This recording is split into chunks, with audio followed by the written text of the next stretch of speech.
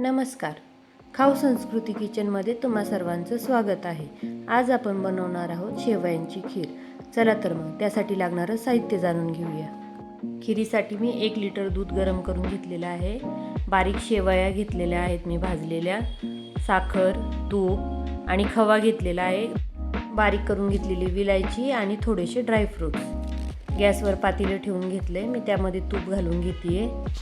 तूप गरम झालं की आपण त्यामध्ये शेवया भाजून घेणार आहोत. शेवया भाजलेल्याच आहेत, पण आपण तुपामध्ये थोड्याशा परतवून घेणार आहोत.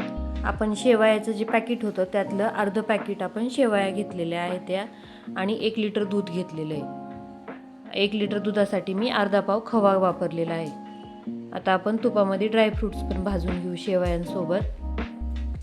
जो मी अर्धा पाव खवा घेतलेला आहे तो मी त्याच 1 लिटर दुधामधून थोडंसं दूध काढून ठेवलं आहे आणि त्यामध्ये खवा भिजत ठेवला आहे. आपल्याला दुधामध्ये खवा मिक्स करून घ्यायचा आहे, जेणेकरून खिरीमध्ये खव्याच्या गाठी तयार नाही होत. शेवया भाजून झाल्या की आपण जे दूध होतं आपलं गरम करून घेतलेलं ते शेवयामध्ये घालू आणि व्यवस्थित मिक्स करून घेऊ.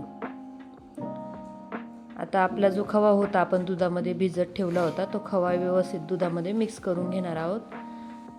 खिरीला उकळी आली आहे. उकळी आल्यानंतर आपण त्यामध्ये चवीनुसार साखर घालून घेऊ. आपल्याला कितपत गोड करायची त्याप्रमाणे आपण त्यामध्ये साखर घालणार आहोत. व्यवस्थित हलवून घेऊ.